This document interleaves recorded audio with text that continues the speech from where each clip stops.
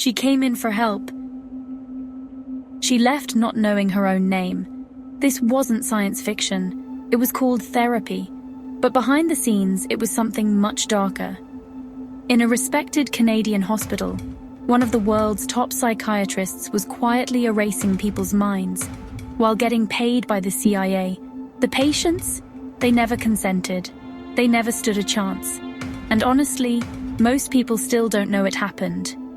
This is the true story of the Sleep Room. And welcome to Dark Psychology Files, where we expose the real stories of how psychology was weaponized and why it still matters. His name was Dr. Ewan Cameron. He ran the Allen Memorial Institute at McGill University in Montreal. On paper, he was a hero of mental health, president of the American Psychiatric Association, advisor to the World Health Organization, consultant to the Nuremberg trials after World War II. He spoke passionately about healing trauma, while behind closed doors, he was secretly creating it. What made Cameron terrifying wasn't that he was some fringe quack, it's that he was mainstream.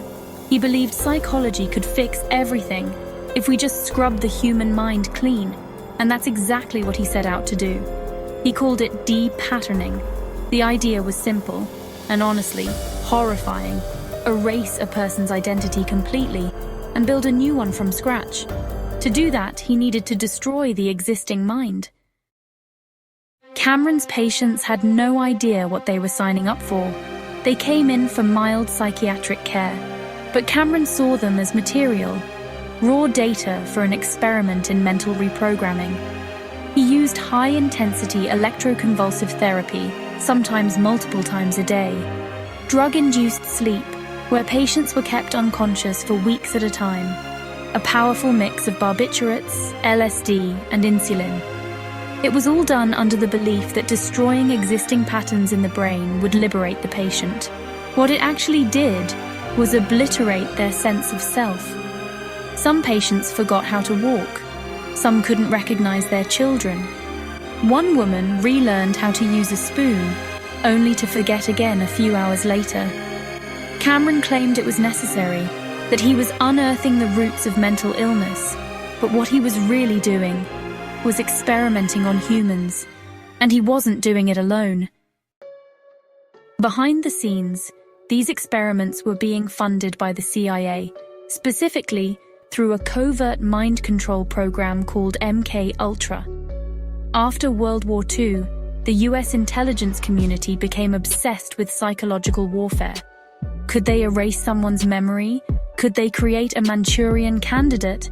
A puppet assassin who wouldn't even know they'd been programmed? Dr. Cameron's techniques were perfect for their agenda. So they sent money, not directly.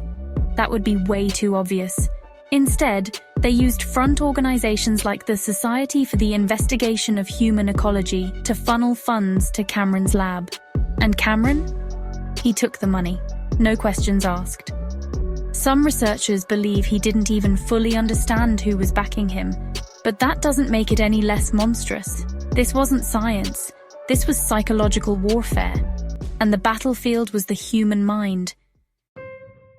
Once patients were broken down, Cameron tried to rebuild them.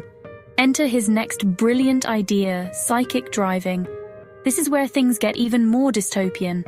After weeks or months of depatterning, patients were strapped into beds and forced to listen to looped audio messages, thousands of times.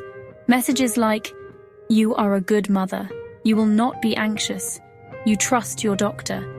These tapes were played on repeat for 16 hours a day, sometimes while the patient was drugged, sometimes while they were sleeping, sometimes while they were in a medically induced coma. The goal? To implant new beliefs into the blank slate their brain had become.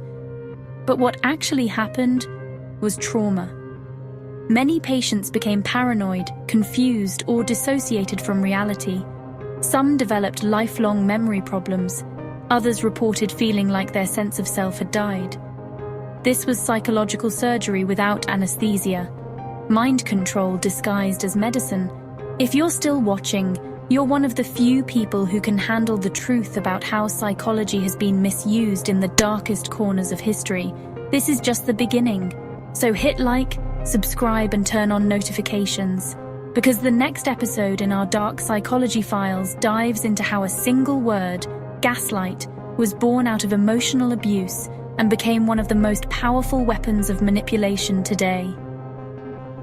Now back to the story. For decades, no one knew this happened. The Canadian government didn't acknowledge it. The CIA denied involvement. The patients, many of them, didn't even understand what was done to them because their memories were shattered. It wasn't until the 1970s, during US Senate hearings on MK Ultra, that the truth started coming out.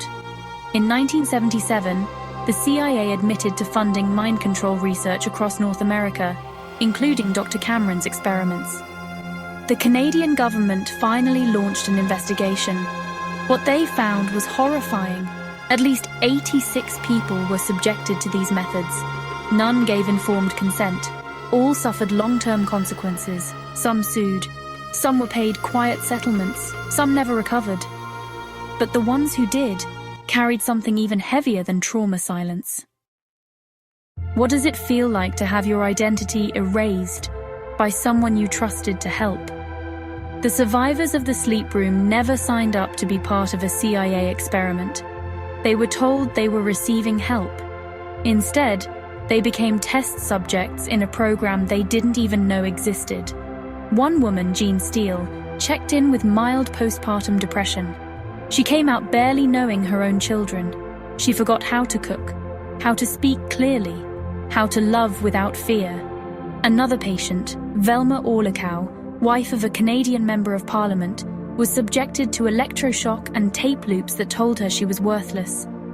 Years later, when she learned the truth, she said, "I was a child in a playpen, screaming, 'Let me out.' And no one ever came." These weren't patients locked away in high-security psychiatric wards. They were teachers, mothers, public servants, ordinary people who had the misfortune of trusting the wrong doctor at the wrong time. And for decades, almost no one believed them. Governments deflected. Medical institutions closed ranks. The CIA stayed silent. By the time official investigations began in the 1970s, many patients had already died. Some took their lives. Some spent their remaining years in care homes, never knowing what had been done to them. Others were too afraid or ashamed to speak up. The cost of Cameron's experiments wasn't just measured in memory loss or damaged neurons. It was measured in the shattered trust between healer and patient, between institution and individual. When the people we turn to for help become the source of harm, the damage doesn't just stay in the past, it echoes forward. This isn't just about the past. It's about how power manipulates psychology, and how psychology, in the wrong hands, can be used to destroy people instead of healing them. Cameron believed he was doing good. The CIA believed they were protecting democracy. The hospitals believed they were advancing science. But at every level, no one asked the patients. And that's the heart of dark psychology, when people in power use your mind against you and convince you it's for your own good. This story is a warning about unchecked authority, about blind trust in experts, about the terrifying ease with which identity can be erased when ethics are abandoned. The building still stands.